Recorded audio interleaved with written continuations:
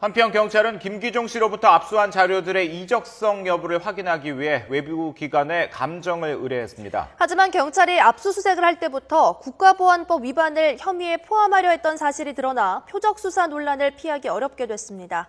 수사본부에 차려진 서울 종로경찰서에 취재기자 나가 있습니다. 최원석 기자. 네, 서울 종로경찰서입니다. 네, 경찰이 김기종 씨의 국가보안법 위반 여부를 확인하고 있는데요. 어떻게 진행되고 있습니까? 예, 경찰은 일단 압수한 자료들을 자체 분석하고 있습니다. 지난주에 사무실 압수수색을 하면서 자료 200여 점을 압수했는데 이 가운데 이적성이 의심되는 서적과 간행물 등 30점을 외부 기관에 감정 의뢰했습니다.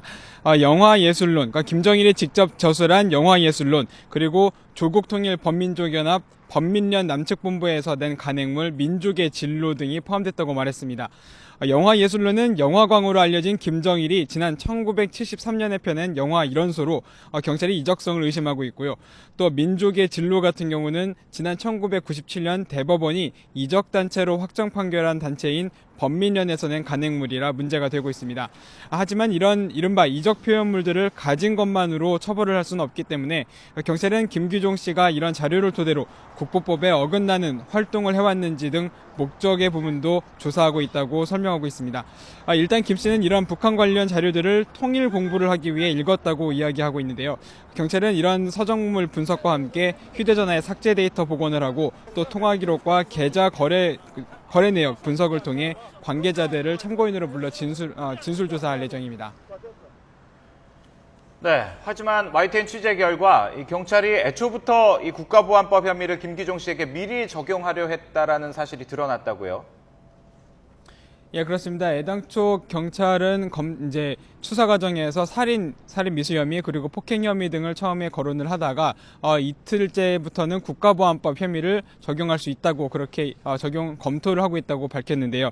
YTN 취재 결과 경찰이 김 씨의 사무실 압수수색을 준비하면서 미리 국가보안법 위반 혐의까지 넣어 영장을 신청했던 것으로 드러났습니다. 하지만 검찰에서 자칫 종북몰이로 비춰질 수 있다며 압수수색에서 국가보안법 혐의를 제외할 것을 주문한 것으로 확인된 건데요. 경찰이 이런 검찰의 주문에도 압수수색을 통해 확보한 자료를 토대로 김 씨의 국가보안법 위반 여부를 파악하는 데 집중하고 있는 겁니다. 하지만 민변 등 일부 법률 전문가들과 시민사회단체들은 만약 압수수색 당시 혐의에 국가보안법 위반이 포함되지 않았다면 이적성이 의심되는 서적의 압수는 영장 범위를 벗어난 수색이 될 수 있다고 지적하고 있습니다. 유죄의 증거로 쓸 수 있을지 의문이 된다는 겁니다.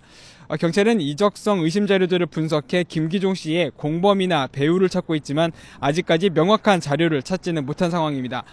이런 가운데 김 씨는 범행 당일 아침에 흉기를 가져갈 것을 생각했다며 혼자 계획한 우발적 행동이었다고 주장을 하고 있는데요.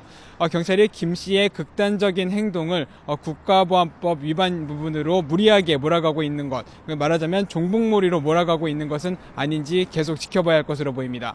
지금까지 서울 종로경찰서에서 YTN 최원석입니다.